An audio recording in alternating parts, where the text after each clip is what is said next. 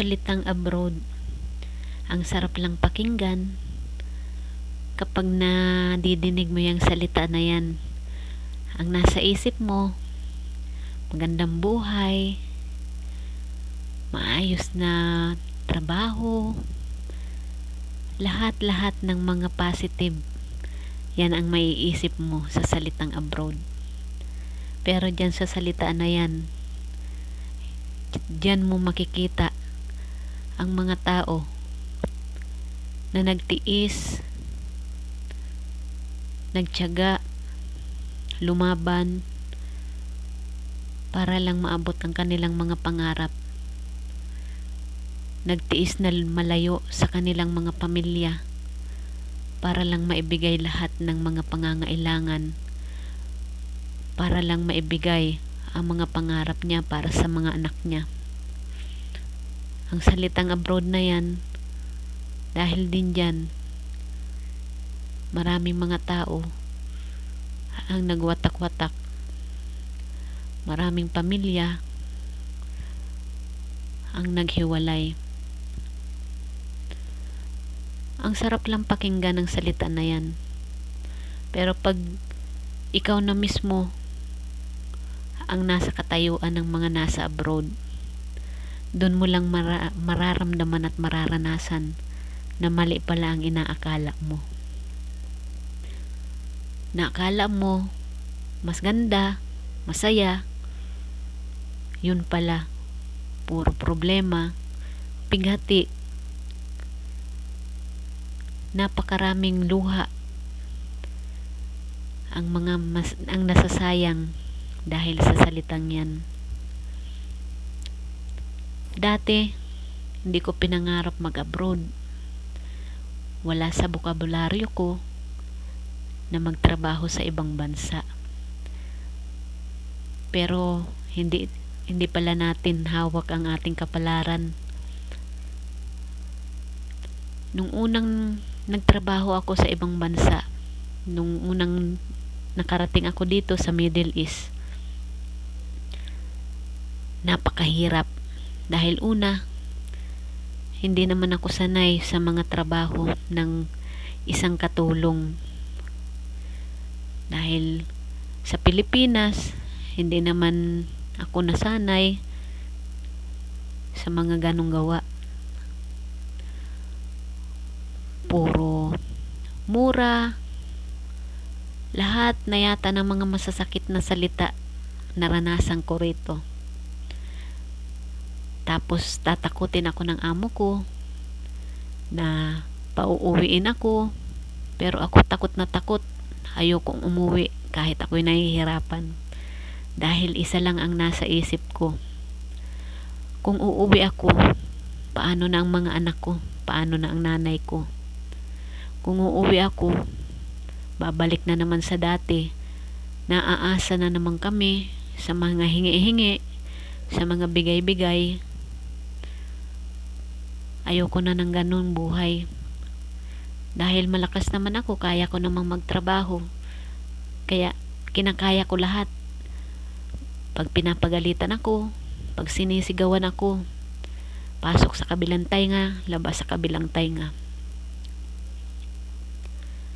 Dito sa Middle East, karamihan dito,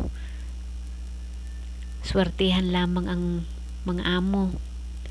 Basta dito sa Middle East, may mga amo na pamilian turing sa mga katulong nila. Nakakakain ng ayos, nakakatulog ng ayos. Takot na takot silang awayin. Yung tipong mahal na mahal nila ang katulong nila. Pero sana ganon din ako. Ang mga amo ko, lahat naman ng amo, lahat naman ng mga nandito sa Middle East, kumbagay may mga kanya-kanyang ugali. Dapat tunuhan mo lang, pakisamahan mo. Yung kahit tama ka, hindi mo kayang mapaglaban ang pagiging tama mo dahil sa kanila, mali ka. Yang mga yan ang mga tiniis ko. Tapos may beses din na pag nawawalan sila o kaya hindi nila nalalaman kung saan nila naipatong ang kanilang mga alahas, sa akin agad pag ibibintang yun. Ako, takot na. Ayaw ko, hindi ko naranasan sa buong buhay ko na pagbintangan ako. Dito lamang lahat ng mga masasakit na pangyayari, dito ko lamang naranasan sa ibang bansa. Akala ko nung una, nung nasa Pilipinas pa ako, ang mga nasa abroad mayaman. Ang mga nasa abroad madaling kumita ng pera. Akala ko lang pala. Mas malalaman mo pala kapag ikaw na ang nasa katayuan nila. Bawat 5 dito, napakahalaga. Ang sahod ko sa isang buwan ay 1,500 riyal. Hindi ako nakakonekta sa internet nila. Kaya buwan-buwan, 200 ang nababawa sa aking sahod para sa aking buwan-buwang internet. Hindi naman pwedeng hindi ako mag-internet dahil yun na lang ang aking paraan para makausap ko ang aking pamilya, para matanggal at mapawi ang aking inip sa kanila, ang pangungulila ko sa aking mga anak, sa nanay ko, sa asawa ko. Pero lahat tiniis ko. Nagkasakit ako dito dahil una, nalilipasan ako ng kain. Yung kain natin sa Pilipinas na 3 beses isang araw na may kanin, dito 1 beses, 1 linggo lamang ang kanin. Kung gusto mong mabusog ka, uminom ka ng maraming tubig, kumain ka ng tinapay. Diskarte na lamang para mabusog ka. Kaso, hindi kaya sa sobrang dami ng gawa. Sa sobrang, dito kaya parang kayod karabaw ka. Lahat, buong katawan mo talagang mapapalaban sa trabaho dito. Kaya hindi pwede yung tinapay lamang, pizza, shawarma, hindi mga masusustansyang pagkain ang nakakain ko. Hindi naman ako pwedeng magluto dahil ayaw nila nang naaamoy. Sinubukan kong magluto kaso napapagalitan ako. Ayaw nila nang naaamoy ako, kaya pag napagalitan na ako ng 1 beses, pag napagsabihan ako, hindi na ako umuulit. Nagtitiis na lang ako. Kung ano yung pagkain nila, yun na rin lang ang pagkain ko. Kaya kung 1 linggong walang kanin sila, no choice ako. 1 linggo din akong walang kanin. Napakadali sa mga nasa Pilipinas na sabihin sa mga nasa abroad, mayaman ka na, tagal mo na dyan sa ibang bansa, marami ka ng ipon. Pautang naman ako, kuripot mo naman. Yan ang mga kalimitan na naririnig sa mga nasa Pilipinas.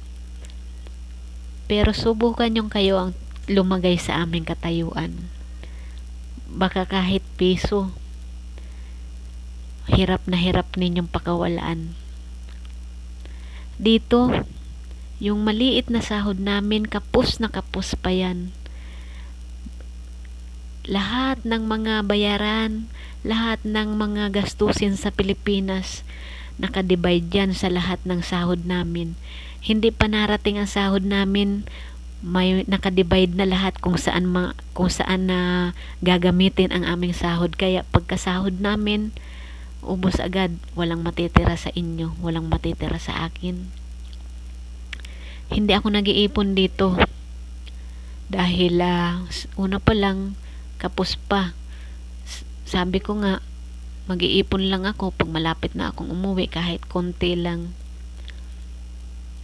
Ayoko din bumili ng kahit ano dito, kahit pagkain ko, kahit mga panggamit ko sa sarili ko, dahil nangihinayang ako. yung pang pamilya ko na, bago gagamitin ko pa nakakapanghinayang. Nag-iisip ako kaya hindi na ako bumibili ng para sa sarili ko. Dati pag nasa Pinas, sasabihin na, pasalubong ko naman, bilhan mo ako ng ganito. Nakakapag-isip lang. Ang dali sa kanila na magsabi na bilhan mo ako ng ganito. Pero dito, ang hirap-hirap, pang sarili nga na gamit hindi mabilhan. Tapos pag uuwi ka, hindi mo mabigyan, magagalit, magtatampo, sasabihan ka ng kung ano-anong mga salita. At kung mabigyan mo naman, demanding. Kayo kaya ang lumagay sa katayuan namin para maranasan naman ninyo kung ano talaga yung buhay na nagtatrabaho sa ibang bansa. Mahirap magtrabaho dito sa ibang bansa. Mahirap maging OFW.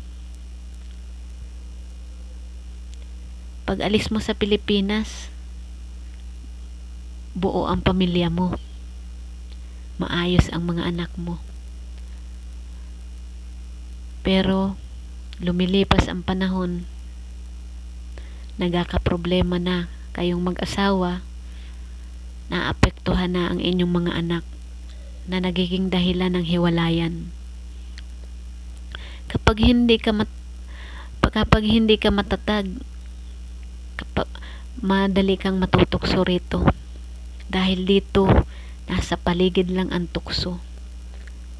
Dapat, kapag nag-abroad ka, ang lagi mong iisipin at itatatak mo sa isip mo, sa utak mo, may pamilya ka sa Pilipinas, may mga anak ka sa Pilipinas, para hindi ka makagawa ng mga maling desisyon.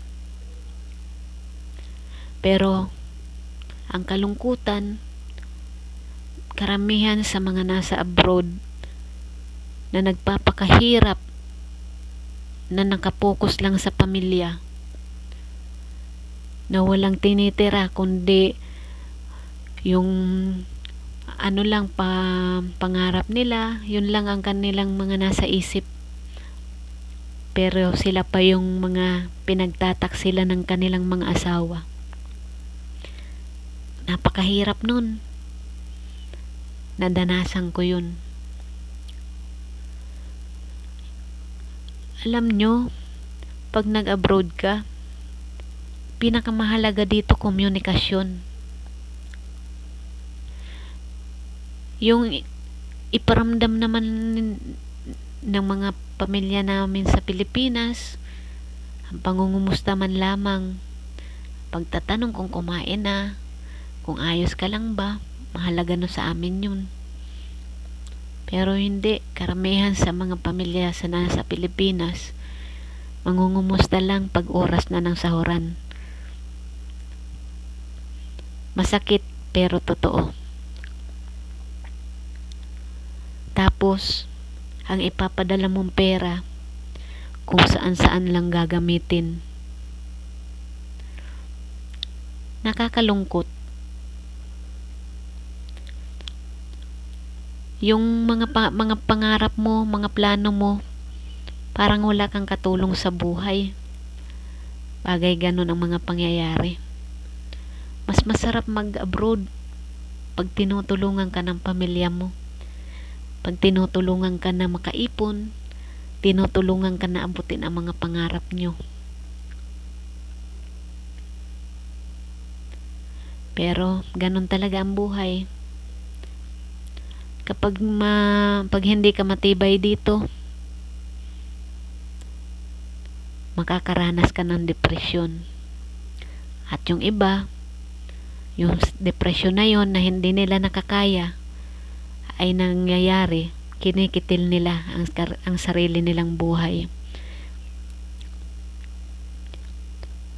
Dito sa Middle East, napakahirap talaga ng buhay. umaga ka na matutulog, bilang lang ng oras, maswerte ka nang makatulog ng 5 oras.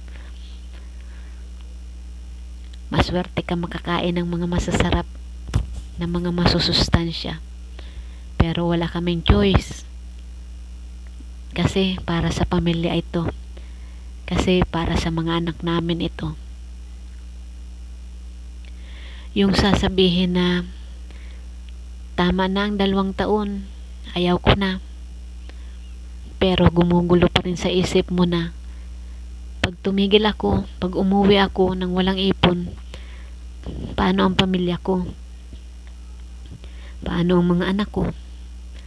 Kaya extend ng 2 taon, 2 taon pa. Nakakalungkot lang, mapagod talaga sobra. Pero wala kaming choice. Dahil unang-una, may pamilyang umaasa sa amin. Pero sana lang masuklian naman ng mga maayos na mga pagpapahalaga, pagmamahal ng ayos ang mga nasa ibang bansa, ang mga OFW. Huwag pasakitan, huwag pagtaksilan,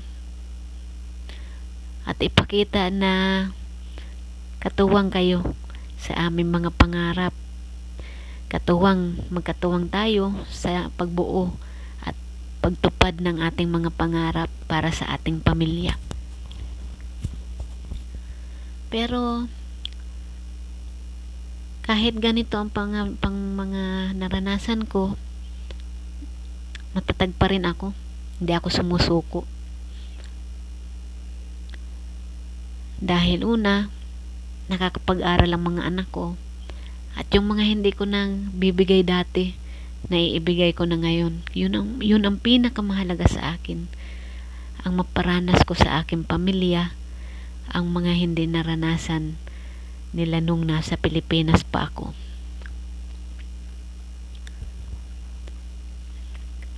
Kaya saludo ako sa kapwa ko OFW.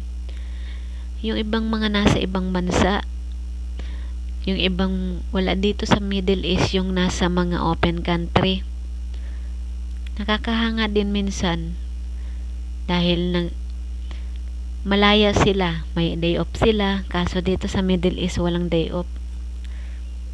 Talagang dire-diretso, Lunes hanggang Linggo trabaho ka.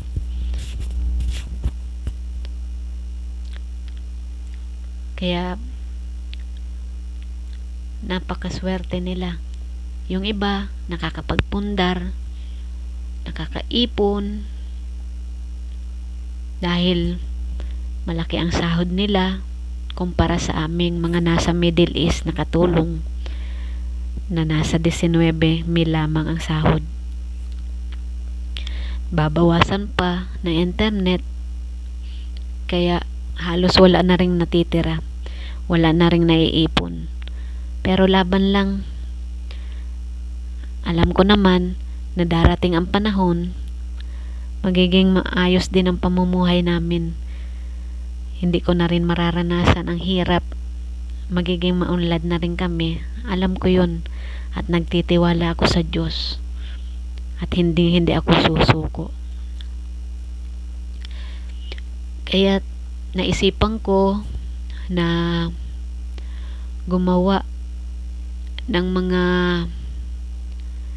katanungan para sa mga napili ko na mga kaibigan ko na nandito rin sa Middle East at nasa open country din.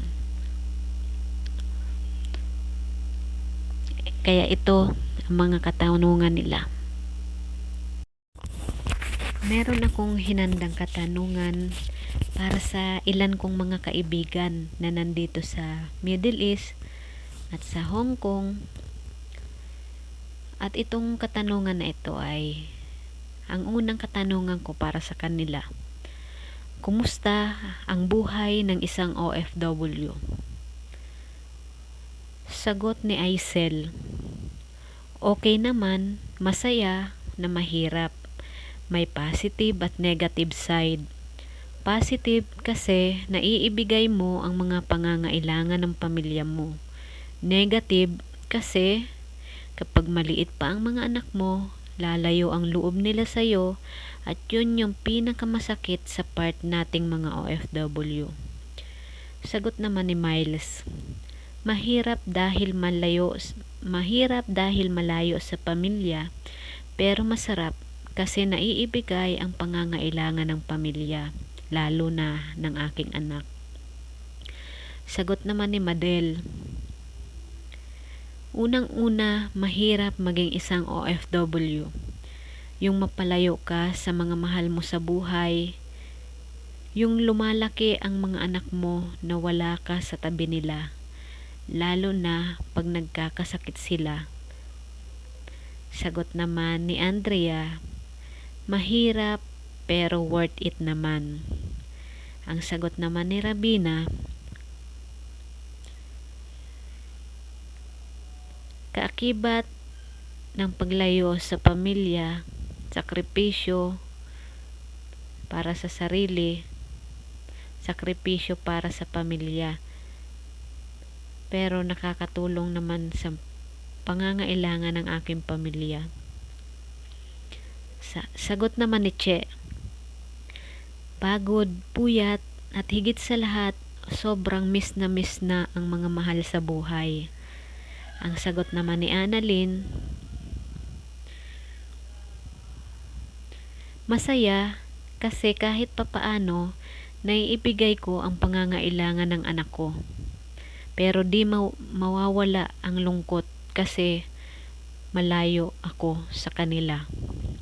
Ang ikalawang katanungan ko para sa kanila, ano ang mga pangyayari sa buhay mo na hindi mo kailanman malilimutan nang maging OFW ka?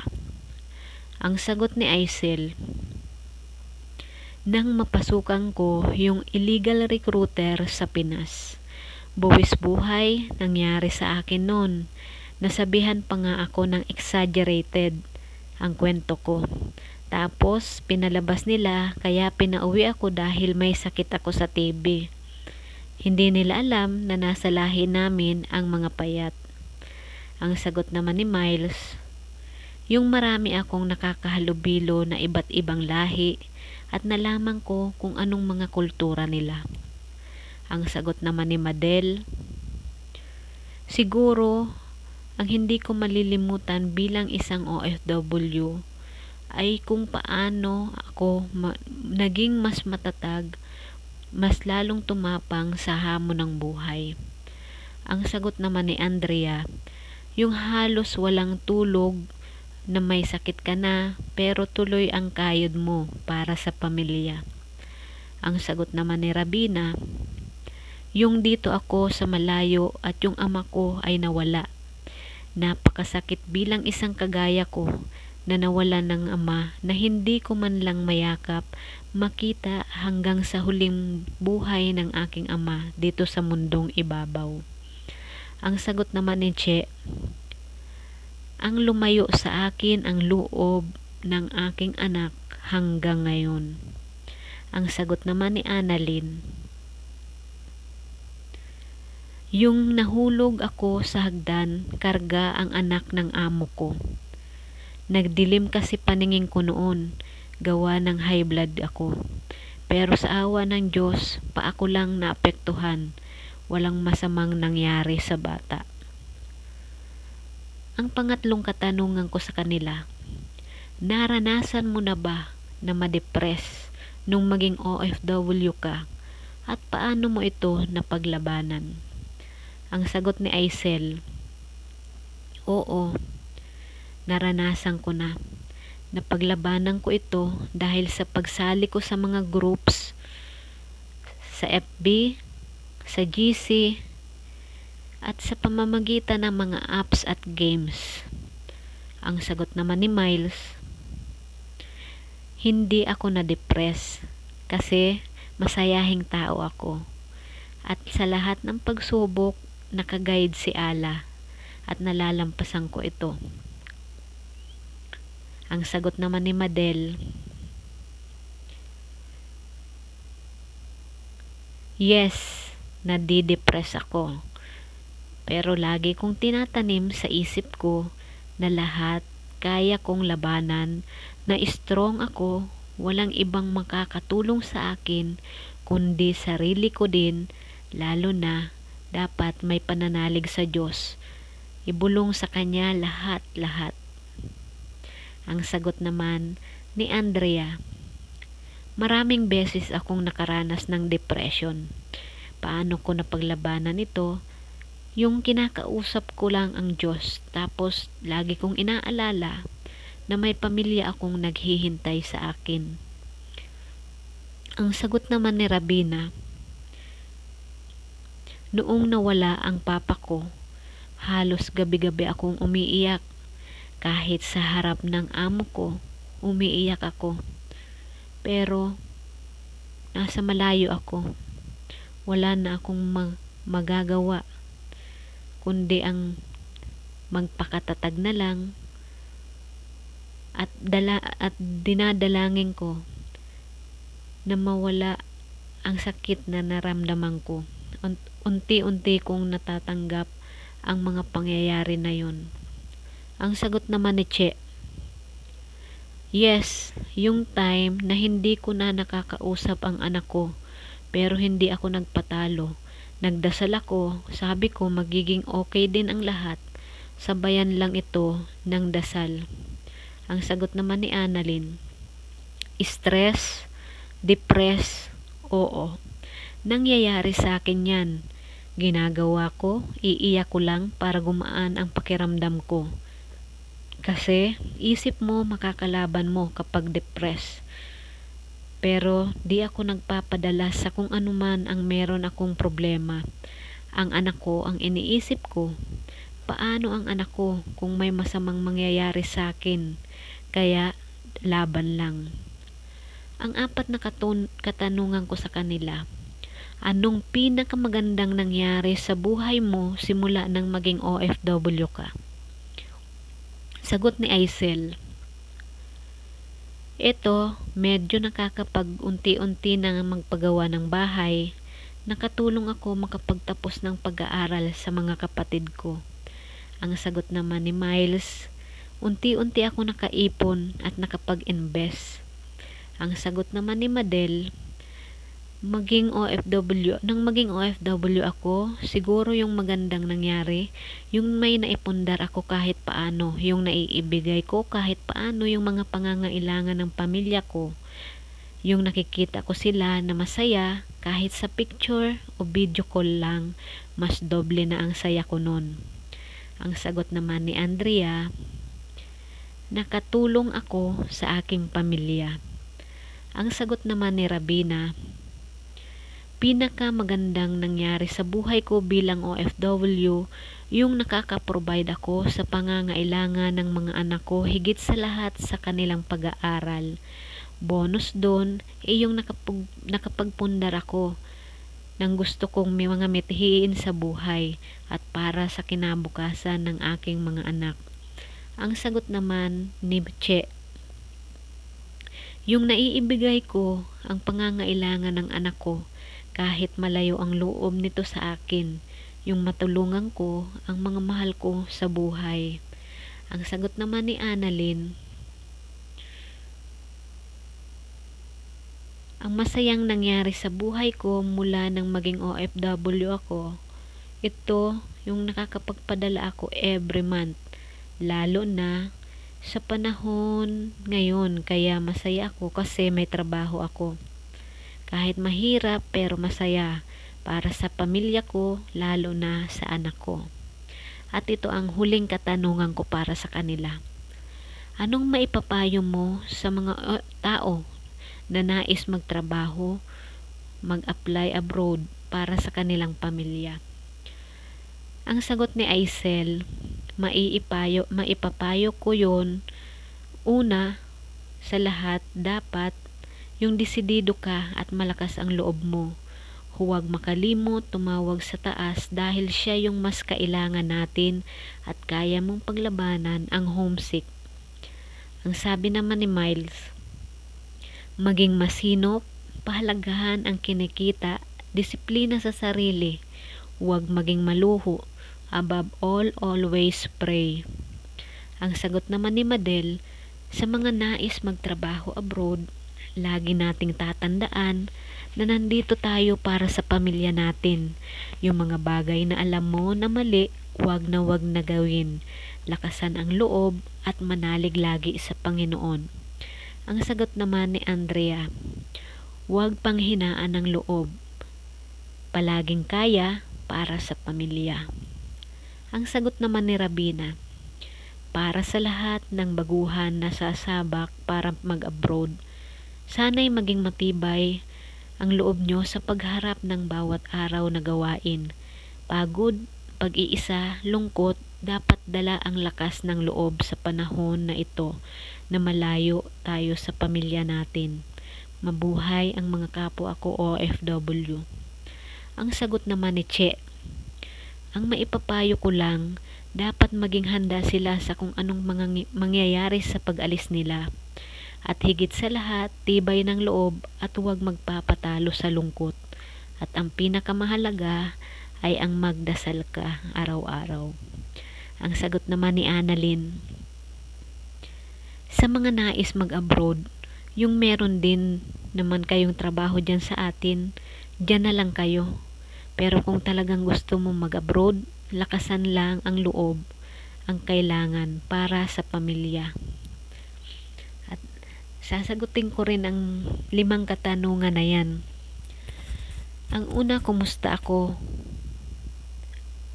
Kumusta ang buhay ng isang OFW? Lahat mixed emotions ang mararamdaman mo pag isang OFW ka.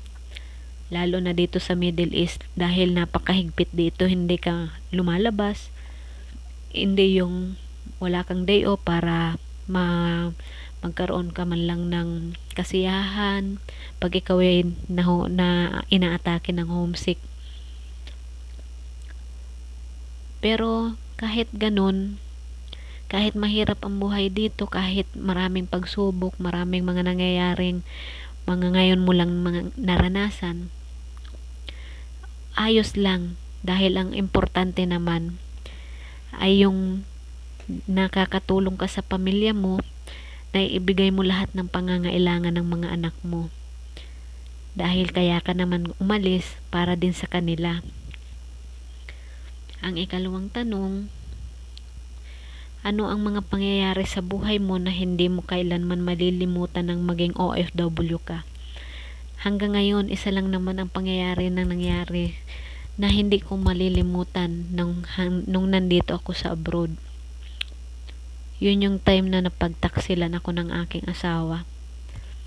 Dahil nung umalis ako, pinanghawakan ko yung salita niya na iba siya sa ibang lalaki. Yung kaya niya magtiis, yung hindi siya magpapadala sa tukso. At saka napakasakit ang mapagtaksilan dahil unang-una siya yung nakakaalam ng lahat ng mga nangyayari sa akin dito. Pero ang ginawa niya, ng babae siya. Pero ganun talaga ang buhay. Lalaki siya at may pangangailangan siya. At lahat naman ng mga nangyayari ay kumbaga nakasaad na yun sa kapalaran ng tao. Sa lahat ng mga problema, dun tayo magiging matatag.